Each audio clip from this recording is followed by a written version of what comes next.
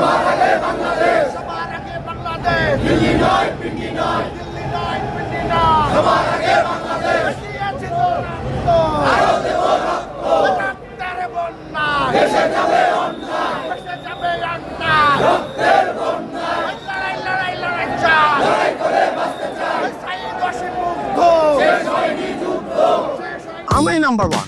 আমরাই number one. Number one হচ্ছে মেরিল petroleum jelly. Saeed Wasim